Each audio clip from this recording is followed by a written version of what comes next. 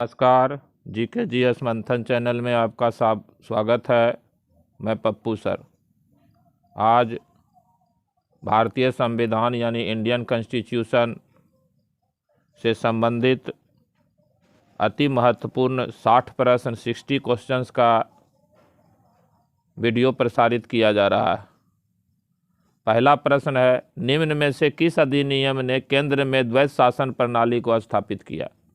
ए भारत शासन अधिनियम 1935, बी भारत शासन अधिनियम 1919, सी भारत परिषद अधिनियम 1909, डी भारत शासन अधिनियम 1892। तो इसका सही उत्तर है ए भारत शासन अधिनियम 1935 ईस्वी के द्वारा केंद्र में द्वैध शासन प्रणाली को स्थापित किया गया था और भारत शासन अधिनियम 1919 ईस्वी के द्वारा ब्रिटिश प्रांतों में द्वैध शासन प्रणाली स्थापित किया गया था। प्रश्न संख्या 2 है, भारत शासन अधिनियम 1935 द्वारा स्थापित संघ में अवशिष्ट शक्तियां किसे दी गई थी? ए संघीय विधानमंडल को, बी गवर्नर जनरल को, सी प्रांतीय विधानमंडल को, डी प्रांतीय राज्यपालों को। तो इसका सही उत्तर है बी, अवशिष्ट शक्तियां जो है 1935 के एक्ट के द्वारा गवर्नर जनरल को सौंपी गई थी। प्रश्न संख्या 3 है, भारत सरकार अधिनियम के तहत पहली बार विधायिका में कुछ निर्वाचित प्रतिनिधि को मंजूरी दे गई? ए भारत शासन अधिनियम 1858, बी भारत सरकार अधिनियम 1909, सी भारत सरकार अधिनियम 1919, डी भारत सरकार अधिनियम 1935। तो इसका सही उत्तर है बी, भारत सरकार अधिनियम 1909 ईस्वी के द्वारा जो है विधायिका में कुछ निर्वाचित प्रतिनिधियों को मंजूरी दी गई थी। प्रश्न संख्या 4 है, किस अधिनियम की प्रमुख विशेषता प्रांतीय स्वायत्तता थी? ए 1935, बी 1919, सी 1904, डी 1858। तो इसका सही उत्तर है ए 1935 ईस्वी के एक्ट के द्वारा प्रांतों में द्वैध शासन व्यवस्था समाप्त कर दिया गया और प्रांतों में उत्तरदायी सरकार की स्थापना की गई, जिसे प्रांतीय स्वायत्तता की शुरुआत कहते हैं। प्रश्न संख्या 5 है, भारत के संविधान का निर्माता किसे माना जाता है?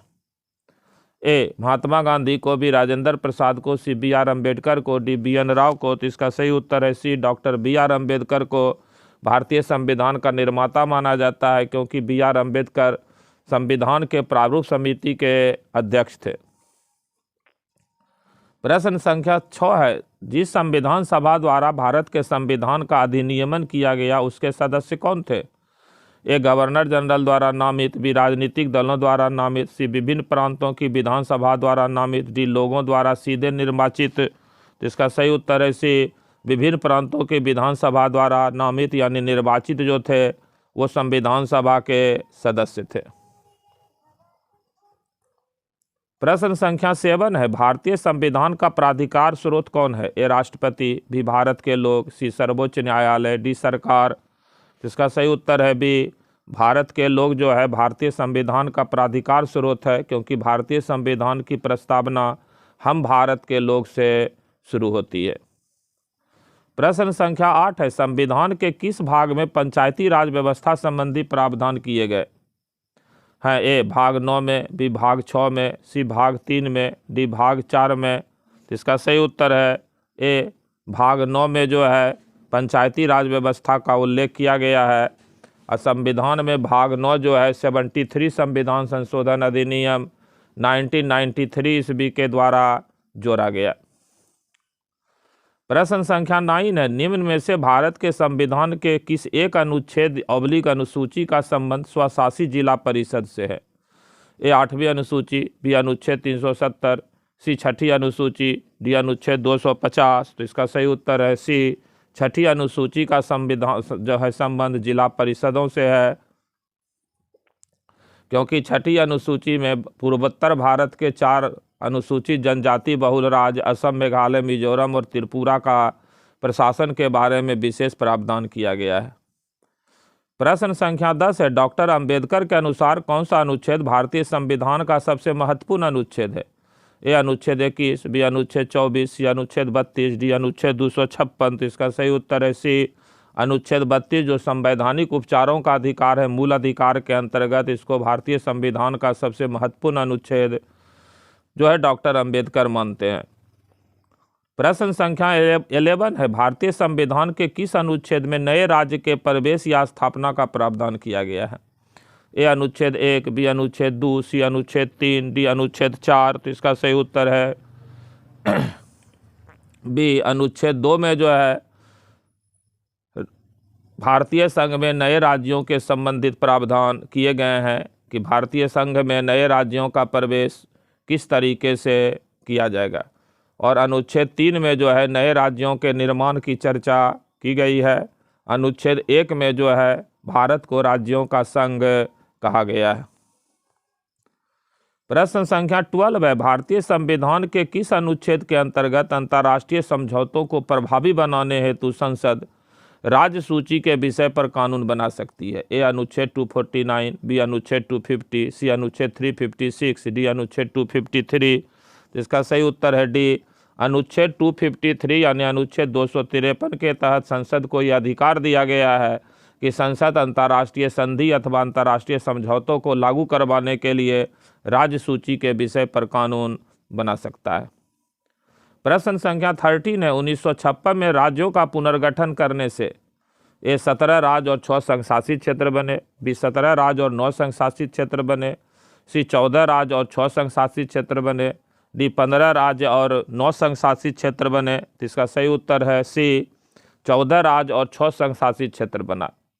भारत सरकार ने 1953 ईस्वी में डॉक्टर फजल अली की अध्यक्षता में राज्य पुनर्गठन आयोग की नियुक्ति की थी और राज्य पुनर्गठन आयोग की सिफारिश के ही आधार पर भारत की संसद ने 7वां संविधान संशोधन अधिनियम 1956, जिसको राज्य पुनर्गठन अधिनियम 1956 कहते हैं, इस अधिनियम के द्वारा भारतीय संघ में 14 राज्य और 6 संघशासित प्रदेश शामिल किए गए।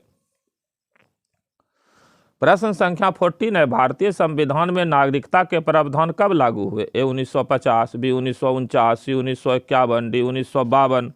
तो इसका सही उत्तर है बी 1949। 26 नवंबर 1949 ईस्वी को जिस दिन भारत का संविधान बनकर तैयार हो गया, उसी दिन भारतीय संविधान के कुल 15 अनुच्छेद जिसमें नागरिकता से संबंधित भी प्रावधान थे, उसी दिन लागू कर दिया गया। बाकी पूरे संविधान को 26 जनवरी 50 को लागू किया गया। प्रश्न संख्या 15 है, भारतीय संविधान के 70वें संशोधन द्वारा भारत के राष्ट्रपति के चुनाव में जिन 2 केंद्र शासित प्रदेशों को भाग लेने का अधिकार दिया गया हुए हैं, ए दिल्ली तथा चंडीगढ़, बी चंडीगढ़ तथा पुदुचेरी, सी दिल्ली एवं पुदुचेरी, डी दिल्ली एवं दमन दीव। तो इसका सही उत्तर है सी दिल्ली एवं पुदुचेरी संघशासित प्रदेश के विधानसभा के सदस्य को 70वां संविधान संशोधन अधिनियम के द्वारा राष्ट्रपति के निर्वाचक मंडल में शामिल किया गया। प्रश्न संख्या 16 है, भारत के राष्ट्रपति के निर्वाचन के संदर्भ में निम्नलिखित कथनों पर विचार कीजिए। एक, प्रत्येक एमएलए का वोट का मूल्य अलग अलग होता है। बी, लोकसभा सदस्यों के वोट का मूल्य राज्यसभा के सदस्यों के वोट के मूल्य से अधिक होता है। उपर्युक्त कथनों में कौन सा सही है? ए केवल 1, बी केवल 2, सी 1 और 2 दोनों, डी ना तो 1 ना ही 2। इसका सही उत्तर है 1 पर जो है केवल 1, यानी प्रत्येक एमएलए का वोट का मूल्य अलग अलग होता है अलग अलग राज्यों में, लेकिन लोकसभा और राज्यसभा के सदस्यों के वोट का मूल्य बराबर होता है। प्रश्न संख्या 17 है, भारत के राष्ट्रपति का निर्वाचन एक निर्वाचक मंडल द्वारा किया जाता है। यह निर्वाचक मंडल निम्नलिखित में से किनके निर्वाचित सदस्यों से मिलकर बना होता है? ए, संसद के दोनों सदनों, बी, राज्य की विधानसभाओं, सी, राज्य की विधान परिषद, डी, एनसीटी दिल्ली तथा पुदुचेरी की विधानसभा। नीचे दिए गए कूट का प्रयोग कर सही उत्तर का चयन कीजिए। ए केवल 1 2, बी 1 2 और 3, सी 1 2 और 4, डी 3 और 4। तो इसका सही उत्तर है 1 2 और 4, सी विकल्प। संसद के दोनों सदनों के निर्वाचित सदस्य होते हैं, राज्य की विधानसभाओं के निर्वाचित सदस्य होते हैं और राष्ट्रीय राजधानी क्षेत्र दिल्ली और पुदुचेरी विधानसभा के सदस्य शामिल होते हैं। प्रश्न संख्या 18 है, निम्नलिखित में से कौन हमारे देश के दोनों में से किसी भी सदन का सदस्य नहीं होता? ए, राष्ट्रपति, बी, प्रधानमंत्री, सी, रेल मंत्री, डी, वित्त मंत्री। तो इसका सही उत्तर है ए, राष्ट्रपति संसद के दोनों सदनों में से किसी के भी सदस्य नहीं होते। राष्ट्रपति संसद का एक अंग होते हैं। प्रश्न संख्या 19 है, भारत में केंद्रीय मंत्रियों को गोपनीयता की शपथ किसके द्वारा दिलवाई जाती है? भारत के प्रधानमंत्री, बी भारत के राष्ट्रपति, सी भारत के मुख्य न्यायाधीश, डी इनमें से कोई नहीं। तो इसका सही उत्तर है बी, भारत के राष्ट्रपति के द्वारा संघ सरकार के सभी मंत्रियों को गोपनीयता की शपथ दिलाई जाती है। प्रश्न संख्या 20 है, डॉक्टर राजेंद्र प्रसाद कितने वर्ष तक राष्ट्रपति रहे? ए 6, बी 8, सी 12, डी 5। तो इसका सही उत्तर है सी, 12 वर्ष तक। 1950 ईस्वी से डॉक्टर राजेंद्र प्रसाद 1962 ईस्वी तक देश के राष्ट्रपति रहे। प्रश्न संख्या 21 है, भारत के वह कौन से एकमात्र दूसरे उपराष्ट्रपति हैं जिन्होंने एस राधाकृष्णन के बाद दूसरी अनुक्रमिक अवधि में पद प्राप्त किया? A doctor K R. Narayanan, B doctor Shankar Dayal Sharma, C H M. Ansari, D B S. Shekhawat. तो इसका सही उत्तर है सी, डॉक्टर हामिद अंसारी यानी एच.एम. अंसारी देश के दूसरे ऐसे उपराष्ट्रपति हुए जो दूसरे कार्यकाल के लिए दो बार उपराष्ट्रपति पद को ग्रहण किए। प्रश्न संख्या 22 है, भारत के उपराष्ट्रपति बनने से पहले डॉक्टर एस राधाकृष्णन द्वारा धारित पद क्या था? ए यूएसए में राजदूत, बी यूजीसी का अध्यक्ष, सी योजना आयोग का अध्यक्ष, डी सोवियत संघ में राजदूत। तो इसका सही उत्तर है डी, सोवियत संघ में भारत के राजदूत थे उपराष्ट्रपति बनने के पहले डॉक्टर एस राधाकृष्णन। प्रश्न संख्या 23 है, निम्नलिखित में से किसे राज्यसभा में पहले पुनः स्थापित नहीं किया जा सकता है?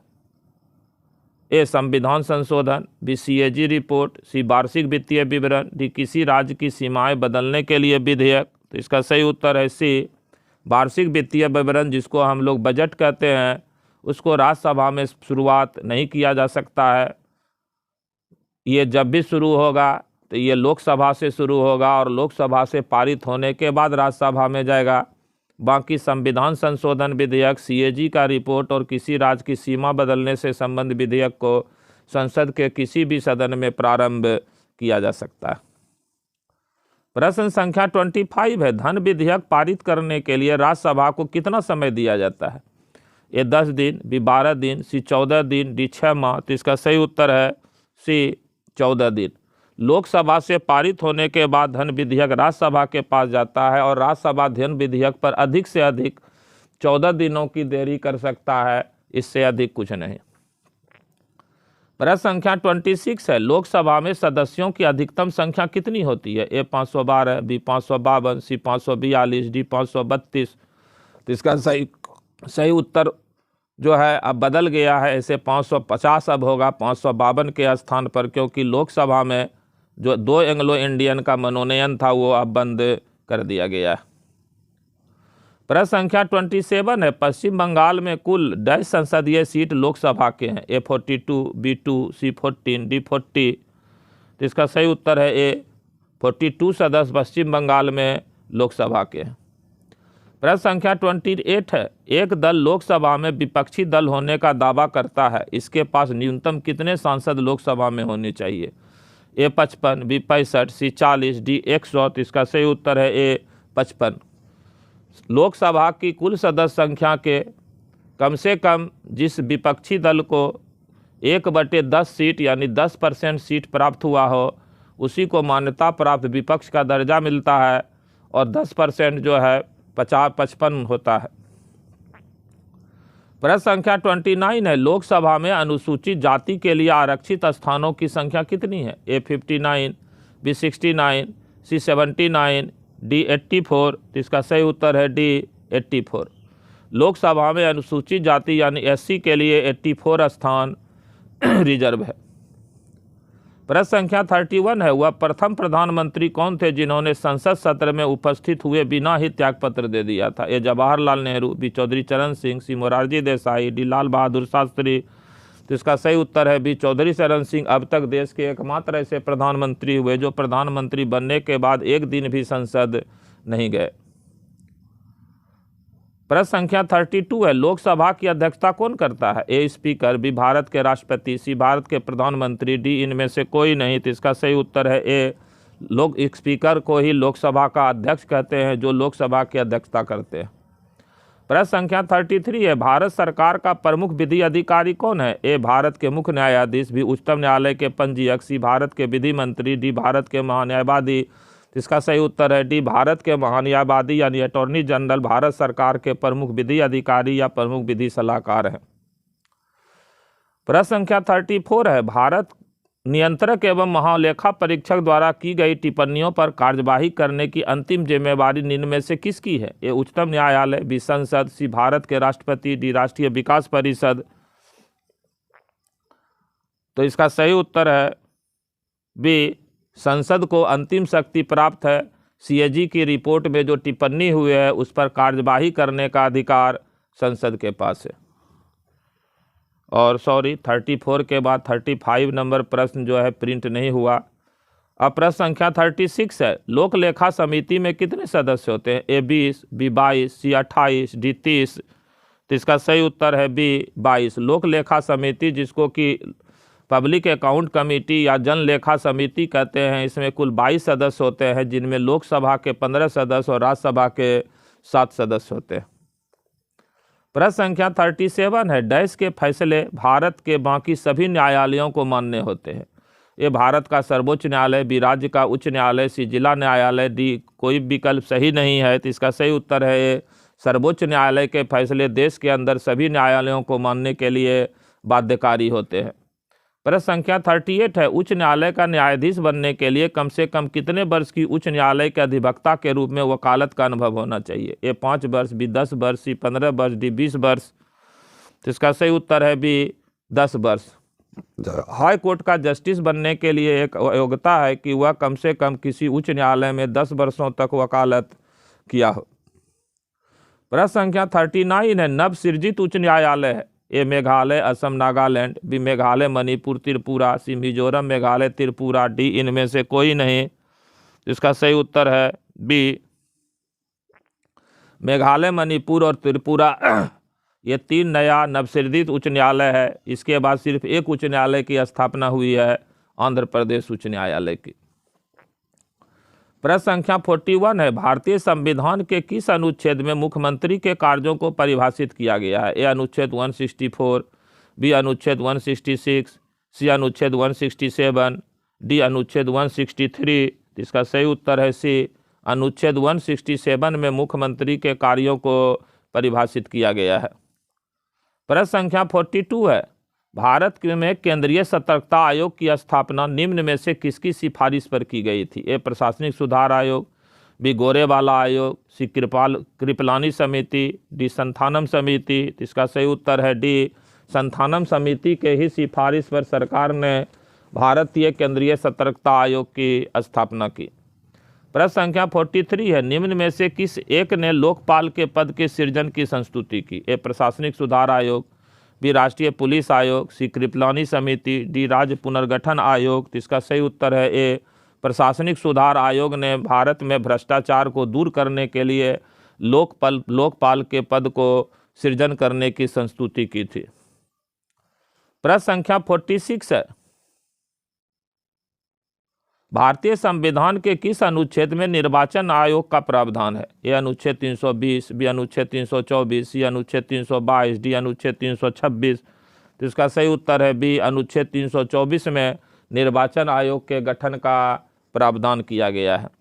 प्रश्न संख्या 47 है, वोटिंग एवं जुआ भारत के संविधान की 7वीं अनुसूची में दी गई, वोटिंग बोलते हैं बेटिंग एवं जुआ यानी बीटिंग एवं जुआ भारत के संविधान की 7वीं अनुसूची में दी गई डैश की सूची में सूचीबद्ध है? एक केंद्रीय सूची, बी राज्य सूची, सी विश्व, डी संवर्ती सूची। तो इसका सही उत्तर है बी राज्य सूची में जो है बीटिंग एवं जुआ शामिल है। प्रश्न संख्या 48 है, व्यापार संघ भारत की संविधान की 7वीं अनुसूची में की गई डैश सूची में सूचीबद्ध है? एक केंद्रीय, बी राज्य, सी संवर्ती, डी विश्व। तो इसका सही उत्तर है सी संवर्ती सूची में जो है व्यापार संघ जो है यानी ट्रेड यूनियन शामिल है। प्रश्न संख्या 49 है, भारतीय राज्य नागालैंड की आधिकारिक भाषा क्या है? ए अंग्रेजी, बी नागा, सी मीती, डी इनमें से कोई नहीं। तो इसका सही उत्तर है ए अंग्रेजी जो है नागालैंड राज्य की आधिकारिक भाषा यानी राजभाषा है। प्रश्न संख्या 50 है, भारत के किस राज्य में पहली बार गैर कांग्रेसी सरकार बनी थी? ए पश्चिम बंगाल, बी तमिलनाडु, सी पुदुचेरी, डी केरल। तो इसका सही उत्तर है डी केरल भारत का पहला ऐसा राज्य है जहां गैर कांग्रेस शासित राज्य सरकार बनी थी।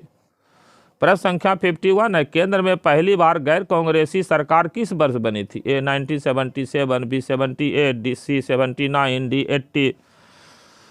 तो इसका सही उत्तर है ए 1977 ईस्वी में, सॉरी, इसका सही उत्तर हो जाएगा ए 1977 ईस्वी में देश में पहली बार गैर कांग्रेसी सरकार बनी और इस गैर कांग्रेसी सरकार के प्रधानमंत्री मोरारजी देसाई बने। प्रश्न संख्या 52 है, राष्ट्रवादी कांग्रेस पार्टी एनसीपी की स्थापना कब हुई थी? ए 1977, बी 1955, सी 1984, डी 1999। इसका सही उत्तर है डी 1999 यानी 1999 ईस्वी में राष्ट्रवादी Congress party, Nationalist Congress Party की स्थापना शरद पवार ने की थी। प्रश्न संख्या 53 है, आम आदमी पार्टी का गठन किस वर्ष में किया गया था? ए 2010, बी 2012, सी 2014, डी 2013। तो इसका सही उत्तर है बी 2012 ईस्वी में आम आदमी पार्टी का स्थापना जो है अरविंद केजरीवाल ने किया। प्रश्न संख्या 54 है, द्रविड़ मुनेत्र कड़गम यानी डीएमके की स्थापना किसने की? A M Karunanidhi, B M G Ramachandran, C Annadurai, D C Rajagopalachari.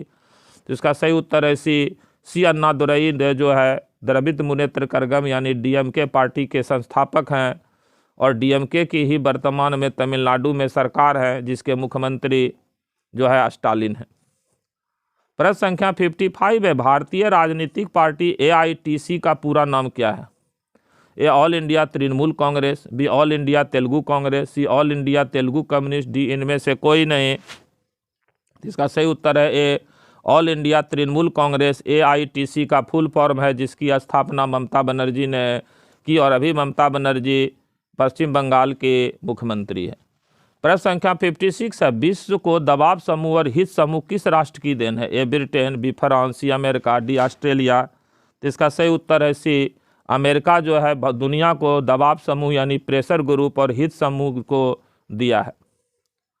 प्रश्न संख्या 57 है, निम्न में से क्या प्रत्यक्ष लोकतंत्र का उदाहरण है? ए ग्राम सभा, बी नगर पंचायत, सी जिला पंचायत, डी ग्राम पंचायत। तो इसका सही उत्तर है 57 का सही उत्तर हो जाएगा ए ग्राम सभा जो है भारत में एकलौता ऐसी लोकतांत्रिक संस्थाएं हैं जो डायरेक्ट लोकतंत्र यानी प्रत्यक्ष लोकतंत्र का उदाहरण है, क्योंकि ग्राम सभा में उस गांव के सभी वयस्क मतदाता जो है ग्राम सभा के सदस्य होते हैं। प्रश्न संख्या 58 है, निम्न में से भारत में पहला नगर निगम कहाँ स्थापित हुआ था? ए कलकत्ता में, बी चेन्नई में, सी मुंबई में, डी दिल्ली में। तो इसका सही उत्तर है बी चेन्नई में देश का पहला नगर निगम यानी म्यूनिसिपल कॉरपोरेशन की स्थापना हुई थी। और फिर 59 नंबर प्रश्न प्रिंट नहीं हुआ। प्रश्न संख्या 60 है, निम्न संविधान के किस संशोधन द्वारा केंद्रीय मंत्रियों की संख्या लोकसभा के कुल सदस्य संख्या के 15% पर सीमित कर दी गई? ए 91 संशोधन, बी 92 संशोधन, सी 90 संशोधन, डी कोई नहीं। तो इसका सही उत्तर है 91 संविधान संशोधन अधिनियम के द्वारा केंद्रीय मंत्री परिषद में प्रधानमंत्री सहित मंत्रियों की संख्या निश्चित कर दी गई और यह प्रावधान कर दिया गया कि लोकसभा की कुल सदस्य संख्या का अधिकतम 15% तक ही प्रधानमंत्री सहित केंद्र सरकार में मंत्री हो सकते हैं। इस वीडियो में इतना ही। जय हिंद, जय भारत, नमस्कार।